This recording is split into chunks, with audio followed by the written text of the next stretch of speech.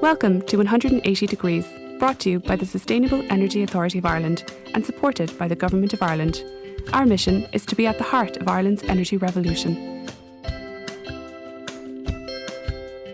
Hello and welcome to this special episode of 180 Degrees, focusing on how we generate and use heat in our homes, buildings and industry in Ireland. My name is Jim Scheer and I'm Head of Data and Insights at the SEAI, and I'll be chatting to my colleague Margie McCarthy, the Director of Research and Policy Insights at SEAI, about the National Heat Study. Margie, welcome to the podcast. To start with, could you tell us a bit about what our team does at SEAI? Thanks, Jim. I'd be delighted to.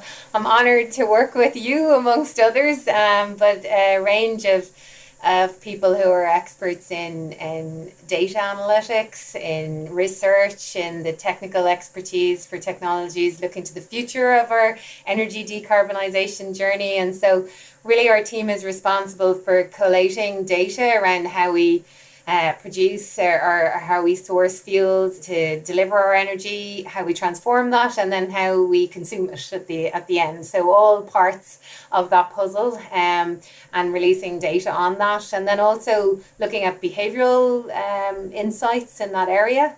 And then using, I suppose, that information and others to identify where there might be research gaps and funding research in that area. But using all of that information at our fingertips across the team's expertise then to model for the future. So looking at scenarios and options for us to decarbonise all of our energy use for 2050. And so I suppose that's what we're here today, one of the outputs from that. That's brilliant. That's a great overview. And so we're here today, as you said, to zoom in on what's been called the National Heat Study. Could you tell us a little bit about what it's about? Yeah, sure. So the National Heat Study it's a comprehensive analysis, I would say, at the very least. Look at heating in Ireland, and it trails back to, I suppose, Ireland and its requirement to have a comprehensive assessment of heating and cooling in Ireland. And at the time we worked with government at SEAI to identify, I suppose, the heat sector as one of those areas that we really need to work on in terms of reductions of our heat emissions. And to be able to do that in a constructive and evidence-based way, we needed more evidence at our fingertips. And so what the heat study does is it looks at the way in which we use heat in Ireland across all sectors. And that's one of the really interesting things about the study, is it delves into each of the sectors. And then the different factors affecting that. So the way we use technologies currently, or maybe future-facing technologies, and how that could play in to creating solutions for how we may move forward. And then our final report is looking at, well, different scenarios and modelling out what that could look like and different pathways to decarbonising heat for 2050. So that's, I suppose, an overview of what the report does. And then what we tried to do is deliver a summary, which was a useful and meaningful document at the end of all of that, to identify key actions based on all of the findings and insights for pathways and how we move forward. And really that's it's for policymakers, right? So to inform the decisions that they have to make, difficult and challenging decisions, but also for everybody who has a part to play. And that's each and every one of us, citizens living in our homes, or business owners or industry owners, to understand how we use heat and what solutions might be facing forward. So it's for everybody, with some detailed actions in there for policy. It's clearly a very detailed topic, and I think anyone listening will quickly be able to identify where they use heat in their lives, like be that in their home, in their gas or oil boiler, or maybe you're on renewables, or maybe you have a heat pump, electric heat pump. And a lot of businesses use heat too. So we've looked in depth at industry, and I suppose a lot of the work we do, as you said, it's highly analytical in nature. And in order to do that, we've spent a lot of years building what we call the National Energy Modelling Framework, which of course we've put to work in this project. So we've gathered new levels of data. So we've looked at industry, for example, and how industry uses heat at different temperatures, what technologies it uses to generate that heat at those temperatures, and what fossil fuel sources they're using. We've gathered a lot more data on the building sector as well, and all of that's in the reports. So there's 8 technical reports with all of the background data that we collected. and put through our national energy modelling framework. And I think it's just wanted to say a couple of things about that, so listeners had a sense of how we go about modelling that. And we don't model every single building in Ireland, or every single industrial application. We generate these models which represent. We have 680 different archetypes in the model, so different building types, different ownership models, different industrial processes, and we use those to represent all of that heat use in Ireland. We put in all of the information we gather as part of our energy balance, so we understand what fossil fuels are being used. And I think what's novel about what we do is we look at a consumer uptake perspective. So we don't assume that if things are economical that they happen anyway.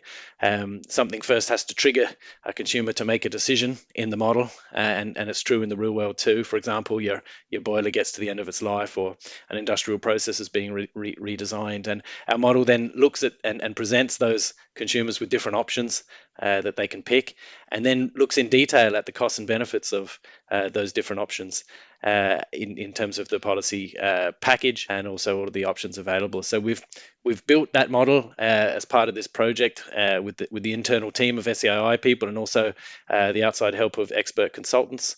And we've run a number of scenarios to explore how we might decarbonise heat fully by 2050. So net zero, essentially getting completely off fossil fuels by 2050. And for those fossil fuels we can't, working out how we're going to capture the emissions from those. We've looked at pathways that maximise the gas grid as a vector for providing the likes of biomethane and hydrogen. We'll talk about that. We've looked at a focus on electricity and using renewable electricity as the main vector. We've looked at balances of those two, and learning from those, we've looked at the fastest way we can get emissions out of heat in Ireland. So it's probably the deepest dive we've made on this. It's got the most detail behind it, the most evidence, and I think raises a lot of very important insights that we're going to talk about over the course of this podcast. But Margie, you might just bring us back. Why the heat sector? Why did we go to all this effort to look at all the detail we have, particularly for the heat sector in Ireland? I mean, we're all probably sitting in homes or offices or businesses that are heated in some way. So we use heat in our everyday lives in Ireland. And then we have obviously some players, as you outlined, some industry actors who have to use heat within the processes to make things that we use in our everyday lives. So it really does permeate everywhere. And why is it important for us to look at it? Well, I'm going to throw some statistics out. So 94% of our heat is fueled by fossil fuels currently. So that is a very significant amount. There's no question about that. And what we know is we are gearing towards decarbonisation and net zero carbon emissions by 2050.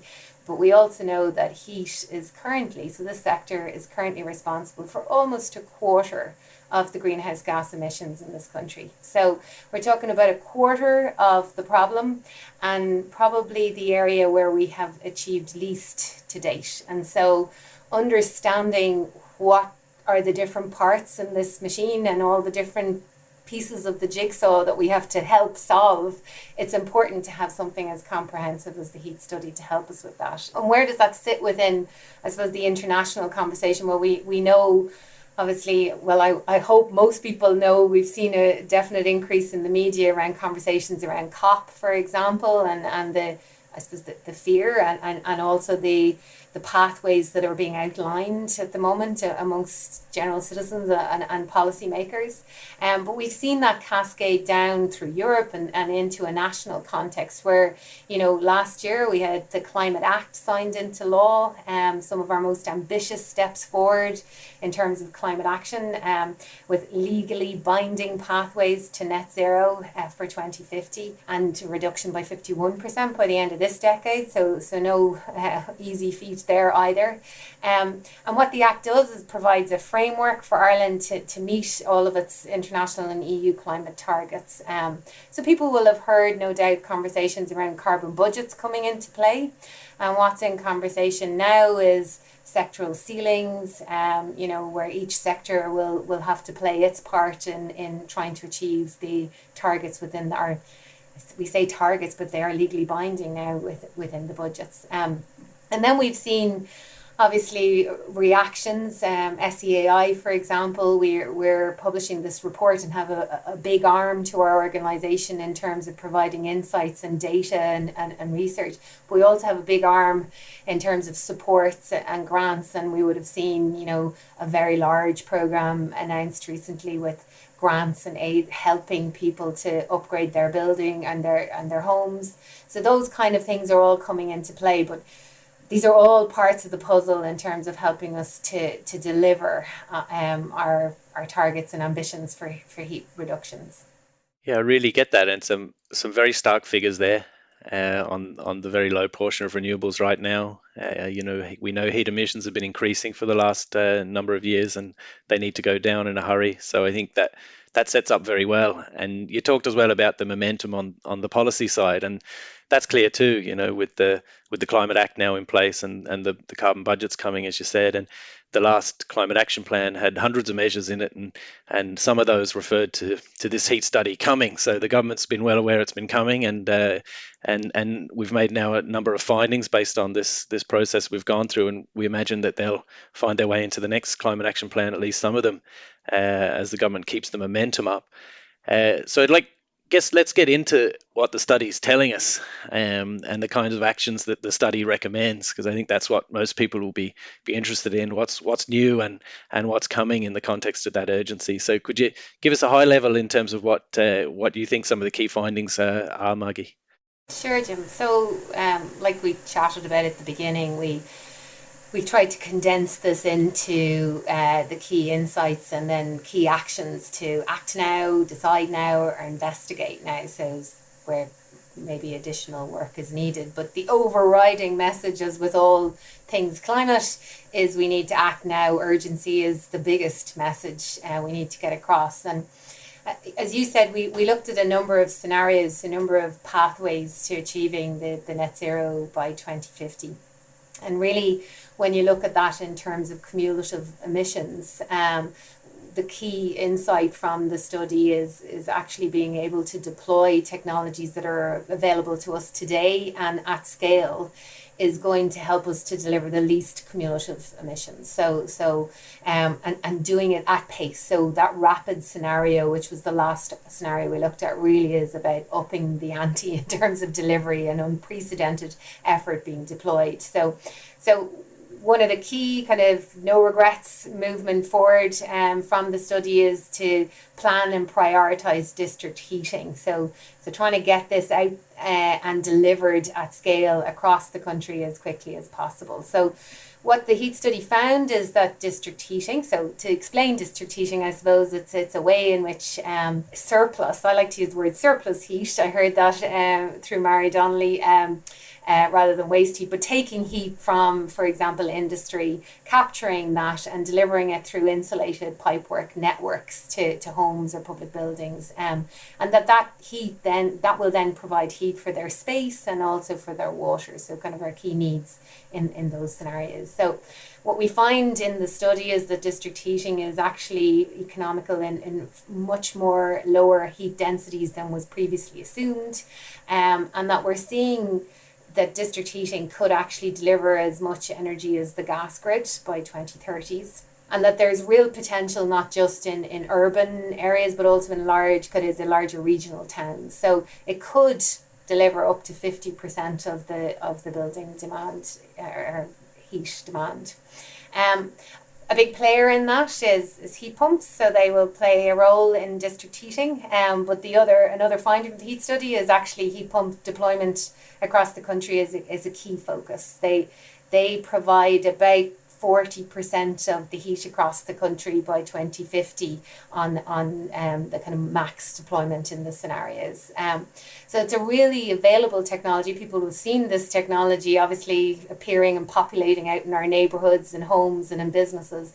But that's the key thing. It is applicable across homes and businesses and needs to be deployed at scale. And so we've seen some of the climate action plan already pointing to that. And in fact, we just spoke about the large retrofit program, and key part of that was upping the grant available for heat pump deployment.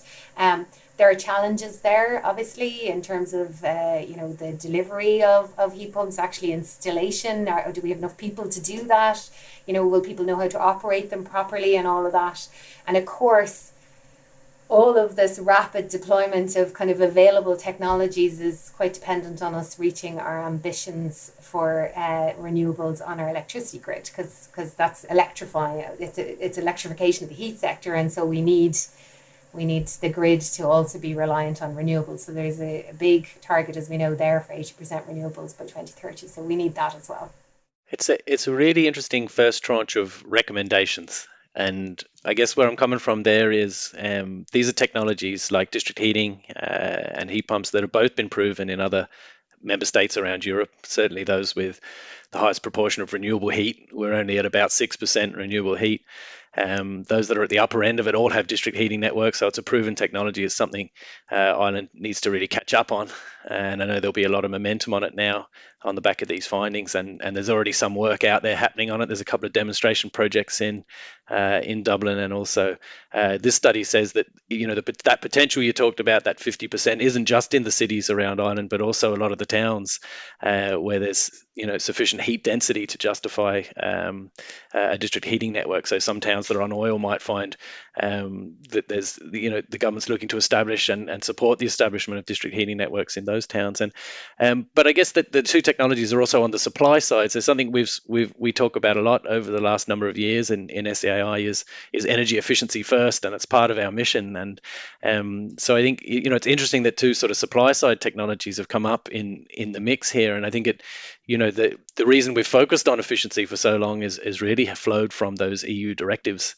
on energy efficiency, and it's certainly a very cheap way to take carbon out of the system. But when we looked at this through that rapid decarbonisation lens that you talked about, I guess what showed up was the need to shift more quickly away from the fossil fuel supply, like the boilers. And I think one of the key findings that I found most interesting from the study was that, whilst we need to continue to focus on energy efficiency, it's likely that the emphasis will be on the cheaper to install measures, for example, in a house, like the cavity wall or the insulation, for which the grants are now something like 80%, I think, for those two measures. So that a house is ready for a heat pump, so that they're more quickly and earlier in their spend profile, if they have a budget for making an upgrade, that they more soon in that budget they get off the fossil fuel heating supply, rather than perhaps going all in on fabric and keeping an oil or gas boiler. So I think that's a very interesting finding of the study, and it'll challenge us to evolve that policy package in that direction. And I think there's already some strides being made in that direction with the recent announcement. And I think the other thing that I found interesting there, Margie, was the interplay of those two solutions. So where there are district heating networks, do we want people to get on a heat pump at the same time, or do we want them to wait for a district heating network and do efficiency? So I know that there's been a lot of spatial mapping done for this project as well. So we've detailed maps of heat demand in Ireland now online as part of this study, and heat supply. You talked about those waste heat that can feed into district heating. There's also obviously going to be renewable heat feeding into those through large-scale heat pumps. Maybe there's some bioenergy heating sources being used in industry, and the heat from those are being used in networks too. So there's a real link to spatial planning and where we develop the solutions at the right time, and how policy focuses and guides consumers in buildings or in industry to upgrade in line with this real rapid decarbonisation pathway, which is the one that the study seems to be pointing at as being the cheapest and the best for the planet. So I think some really interesting technologies that are available now was the other emphasis that you were giving us there. So not waiting around for some of those future technologies, but we don't leave those out. So we've considered a lot of the future technologies in the study too. There's been lots of conversations around bioenergy and hydrogen and those kind of issues. Could you say a little bit about beyond the immediate, what do we need to do now for that next tranche of technologies that might be coming? Sure, Jim, and just on what we were saying about spatial analysis as well. I mean, that's obviously a key thing we feel is coming from the study, and a real benefit of the outputs from this. It should be useful for so many people in policy making decision level at local government, and so that's a really, really useful piece. And as you said, we also looked beyond that electrification of the heat sector and some of those more immediate deployable solutions. So there are other technologies that are playing their part in there at varying degrees depending on the scenario that we talk about. One, for example, is in the bioenergy side. So the availability of, for example, biomethane, the use of biocrops. And really what the study did is it went into that in a huge amount of detail, looking at if we take a step away from the national perspective for a minute, at an EU level, there is significant regulation around the kind of sustainability governance of the growing bioenergy crops. And while we were looking through this potential for Ireland, it's very obvious that the land areas that are available for bioenergy will likely fall out of the applicability for the EU level regulation. And so one of the key findings from the study is to ensure that we implement nationally appropriate sustainability governance for bioenergy crop cultivation to make sure that we're realising the potential of bioenergy in Ireland whilst not compromising emissions in other sectors by doing that. And a big part from your spatial piece and signals for the future is understanding where bioenergy will play its part, where should it play its part, in what industries, and another part to that is decarbonise gas. So looking at hydrogen, and hydrogen is always a big feature of any energy conversation at the moment. Especially, we mentioned already our renewable energy target for Ireland being 80% for 2030. So we've a huge resource of wind off the coast of Ireland, and really that allows us to have the imagination around where hydrogen could and should be used. So a key part of the study actually is making decisions about the role of the future gas grid and where does hydrogen play its role. Is it on the grid? Is it off the grid? And identifying which sectors are most applicable. So, aviation is one that has been mentioned in the past. But for sure, the study is certainly telling us that the gas grid plays a diminishing role into the future. And that's largely because, as I said at the beginning, when you look at the cumulative emissions, if we wait to deploy technologies like decarbonised gas, so we're expecting hydrogen won't be available at scale until the mid-2030s. So if we wait to deploy that at scale, the cumulative emissions over the period of time between now and 2050 will be higher. Whereas if we deploy those technologies like we mentioned, district heating and heat pumps, etc., now, then our cumulative emissions are lower. But what it also means is we're moving consumers away from the existing gas grid onto those technologies. And what that means by the time hydrogen comes into play, there's questions that we need to answer today to give signals to the future as to, well, who will be using that grid, because the costs to maintain and operate that grid remain the same. And so we need to understand, well, what is the future economical and also consumer use of that grid. So they're kind of questions for the future that the study is drawing out and really asking in terms of our policy and our industry players, etc., to make decisions, because the clear decisions need to be made so that we can then start planning and building appropriately. Yeah, I think it's what's really interesting about your answer there is, for me, it brings out the interaction not only of the different technologies and end users and things like that, but it obviously brings in this time element, which is sort of like, when will technologies be commercially available? And you talked about green hydrogen from wind, not until sometime after 2030, and the impact that can have on cumulative emissions. So there's a lot in this report and in the sort of construction of the different scenarios that sheds light on that cumulative emissions piece that you talked about. There's a lot of work been done on the costs of the different infrastructure that you mentioned as well. So, what sort of, if we were going on decarbonised gas to buildings, what sort of infrastructure would be needed? Yeah, we acknowledge it's going to be slower decarbonisation, but it could also be more costly. So we've explored that, and all of those issues are presented in the various technical reports and in the final summary report as well. And it seems a clear call for policymakers there to really get organised around this and to start to consider some of those big system level decisions and make them now. So not just the action now, but also the decisions now is where I heard a lot of talk there, and the need also then to continue to research for the next wave of policy. And we might say a little bit more about that. So there's a lot of challenge already built in there, and there's big transition, there's big systems and big change, and that'll need to happen. And then there's a lot of sort of individual consumer change that'll happen as well. So you start to imagine a future in 2030, which is only just shy of 8 years' time, and then longer term to 2050, where our energy system for heat and for electricity and transport, but here we're talking about heat, looks a lot different to it does today from the outside. But for the consumer, they'll still have heat. It'll probably be from a renewable source, whether it's district heating or a heat pump or some kind of biofuel in industry, or or hydrogen, as you said. So we're really trying to look for the horses for courses solutions across all of that. So there's a lot more detail in the Net 50 reports that are available online on that. One of the big challenges, I guess, that came up as in the modelling, and I think is very evident, is that there are some harder to decarbonise sectors, particularly in industry, where perhaps really high temperatures are needed and current technology mightn't be available for some of those processes. How has the study taken that on board, and what sort of perspectives does the study give for those harder to decarbonise industrial sectors?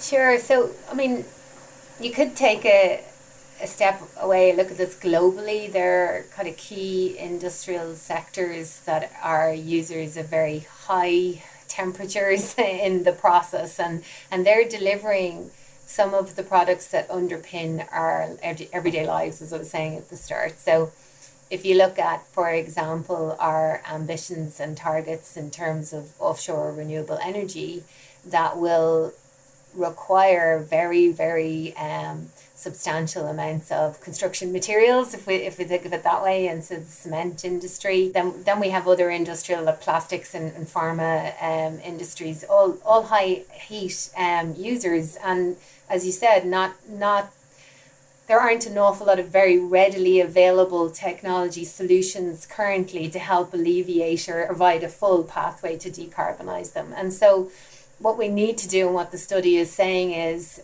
what happens often in this budgeting process is negative emissions are taken into account. And so is there ways in which, for example, we could use bioenergy and then carbon capture, so that you now have a negative emission, and that will balance out where you may have to continue to use a fossil fuel for longer than you had hoped in another sector. And so what the study really is saying is we really need to hammer down to what is the role of negative emissions in our decarbonisation plan. And informed by that, then we need to outline and plot a path, so to speak, for carbon capture and storage. And really one goes hand in glove with the other for us to be able to plan that appropriately. And all of that really comes into the sectoral information that's available in the heat study, and again the spatial information that's available. And what it really all points to us, both of those actions, for instance, is signals that need to be very clear to the market and to all consumers and users and deliverers, producers, supply chain, of what is the intention. So where are we going with this? And so one of the key things coming from the Decide Now recommendations identified in the heat study is just identify clear signals on the timetable for elimination of fossil fuels, because ultimately that's where we have to get to. And as I said, negative emissions can play a part in there, but we need to eliminate fossil fuels to really decarbonise the sector. So we know from the study and looking at the consumer behaviours that really homeowners will make you and me, if we're making a decision about an oil or a gas boiler, we're really only going to do that once every 15 years. From an industry perspective, if you're looking at larger pieces of kit here, boilers, you're probably going to stretch that out to 25 years. So we're currently at 2022, and we have a plan to go out to 2050 to decarbonise. That's not a whole lot of decision points available to us to actually affect this change. And whilst we've seen indicators in other areas. So in other sectoral changes, giving a clear signal will make a difference. But even in climate, for example, in Ireland, a deadline was put in around your petrol or your diesel vehicle and when you can purchase them. And we've already seen an uplift now in electric vehicles, and people can see, right, if I'm making a decision today, then probably need to have this as part of the equation and act on it. And that's what a timetable will do for activity and consumer behaviour into the future. So that's a big part of the study. In terms of then, beyond that, the study does identify further areas for investigation. So, there's things in there that we feel, we've talked about hydrogen a good bit already today, but hydrogen could play a bigger role if we could deliver it quicker and cheaper. And so accelerating that and investigating further means, okay, well, we could reassess this if we thought that those two things could be overcome, because hydrogen is a two-step process. You have to make it first and then deliver it. So instead of capturing wind and it goes straight into the system, you have to use wind to produce hydrogen, and then if that's the option, you go with green hydrogen. So it is an expensive option, but if it could be made in a more cost-effective way and accelerated, it could be a bigger player. We also know from looking at the study that we need to take a step away from looking at it as we have done, which is decarbonising the energy sectoral emissions, and also how does the economy perform in a decarbonisation scenario? So, and also how could new business models play out that would help support industry who are trying to decarbonise to remain competitive and to overcome the challenges there. So overall, the study points to those types of further work that could be done, but ultimately what it tries to do is identify what we can act on now. And as we said, it's about deploying fast, about looking at things spatially, making sure we're making those informed decisions as to where the best incentives and policy measures are being deployed. Then decide now so that we have indicators into the future for people so they know clearly what to expect and what's going to be the outcome of their actions, and then investigate further so that we can explore more some of those solutions that maybe aren't fully developed but could have a bigger part to play as we move forward. So Margie, there's clearly a lot of detail in the study, a lot of modelling's gone into it, a lot of consultation happened as part of the process, I know too, and there's a lot of reports and a bunch of data online for people to get their teeth into. From your point of view now, where do we go from here? We've got this evidence base in place. The policymaking system is listening, but what's crucial for next steps? Yeah, I mean, it's a very good point, Jim. This whole study throughout its lifetime has been hugely engaged and consultative across the very many actors in the heating space. So, that's been a key part of it. And so hopefully now for all of those stakeholders, finally having the study at their fingertips is really useful and informative. But beyond that, we said earlier that in the Climate Action Plan, there was already indicators towards the heat study informing further actions. Already in the Climate Action Plan, there's discussion around, heat pump deployment. There's discussion around how much district heating will play its part, and also about identifying routes and ways in which we can decarbonise the heat sector and actual roadmaps towards that. So really, I suppose what the heat study is doing is it's planting that seed and starting the foundations, huge amount of foundational work done there. So part of our role in SEAI is to try and get that into the hands of as many people as possible. As we've said during the podcast, the sectoral information is immense in this study, and so it's really by digging into those reports that people will get an awful lot more detail in their own interest area. But I said it earlier and I'll say it again, the most important message here is acting fast, and actually if you're a homeowner listening to this, check out the retrofit program. Try and do whatever you can to insulate your home or your business. to make sure that you get off fossil fuels and onto a heat pump technology as quickly as possible. So maybe slightly change the focus of mind in terms of all of the work of your insulation being for insulation's sake, but rather insulating to the stage in which you can make sure you get off and onto a low carbon technology. And also for industry and businesses, so who maybe don't have as readily available solutions. Part of this study and part of our role is to get this into the hands of the supply chain. So for people who are actually delivering some of those solutions for industry, how can we enable them with the support coming from the heat study to make sure they're getting that information into the decision makers at the industry side? Because it's big investments for them, and it does, as we said, play out in terms of their business model and competitiveness. So really, it's about acting fast and making sure taking on board these insights and that they inform national policy is our number one goal here, because that is what activates change quickest with signals. But number two, at an individual ownership basis, that owners of homes, businesses and industry across Ireland take on board and are at least are aware of the heat sector, the emissions it's causing, and some of the solutions that are available to them to act today. Excellent. So please get energized, get into action, as is the call there. Read the reports and take some action where you can. It's been really great talking to you, Margie, and thanks to the listeners for putting the time into listening to us. And we look forward to keeping the conversations going and getting the action happening.